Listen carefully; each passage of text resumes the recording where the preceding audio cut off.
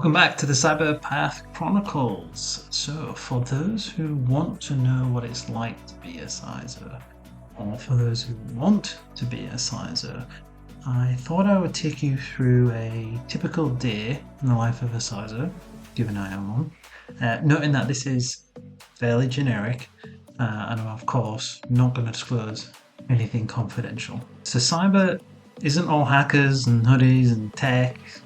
Like a lot of jobs, there's a lot of meetings, right, that you have to do. But very first, we have to start with coffee. So, like pretty much everyone in the world, morning starts with either coffee or tea, right? I like coffee.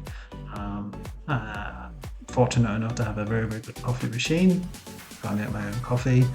I do have probably too much coffee, but if you want to be a CISO, there's never enough coffee in the world, quite frankly. So the very first thing that I will do is I will look up everything that's happened overnight.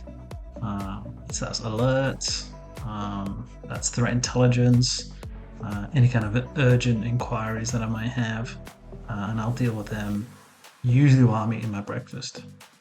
I may even do this whilst I'm heading in, depending upon whether or not I drive in or I take public transport. But I will typically summarize those using some form of AI tool. And here's a top tip for you when you're getting a lot of emails. If they're not addressed to you, or if you're not tagged in that email, it's probably not too important, and it really is just kind of your information. So one of the things that I have to do a lot of is to review quotes, and this is for renewals of products, licensing services, but also for new products and services as well. So a lot of the time they're part of a larger procurement process, and there's almost always a procurement process going on at some point throughout the year, because these can be very lengthy processes.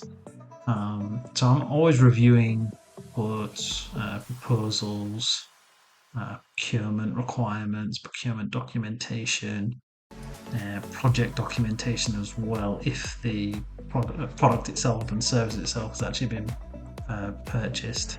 And a lot of those involve meetings, more coffee.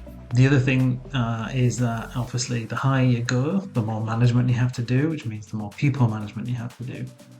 But this is exceptionally important because you are genuinely only as good as the team behind you.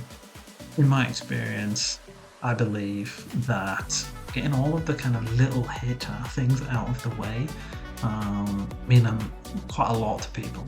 Just things like leave. Someone wants to take leave, and just make sure it's all looked after.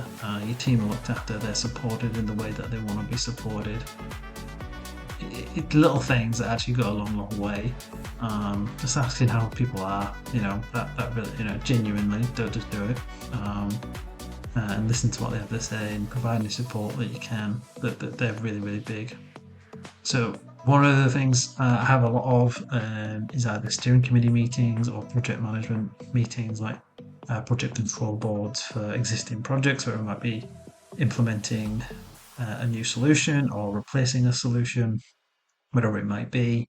I might chair those meetings. I might just be an attendee to those meetings. I may well just be providing an advisory capacity if it's not a cyber-specific product.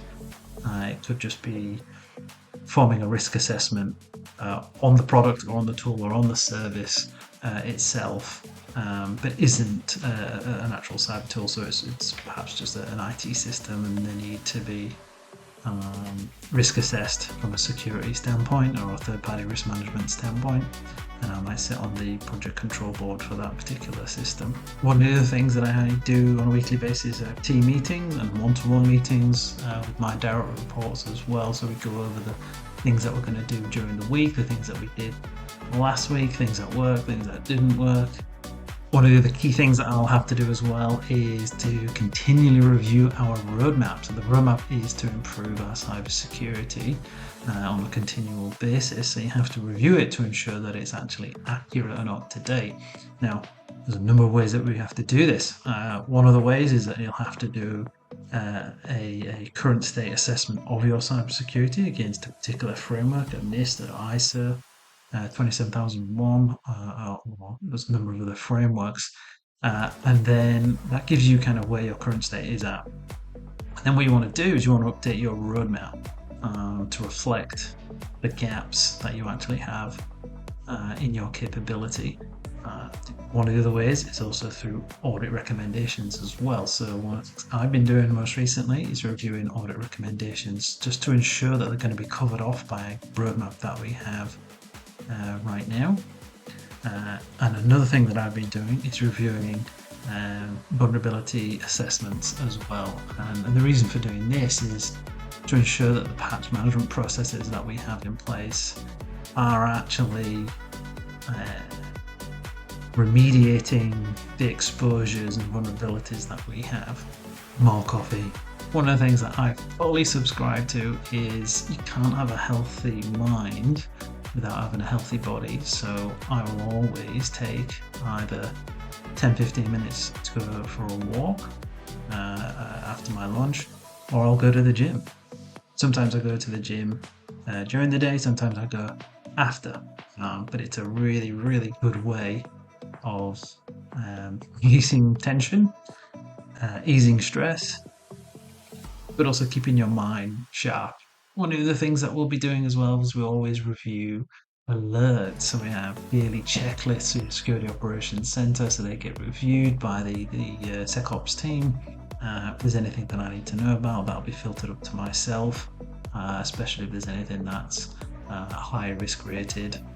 More coffee. And of course, I can't forget that, 5 o'clock, 5:30 comes around, especially if it's a Friday, it's probably going to be an incident. Nah, I'm just kidding.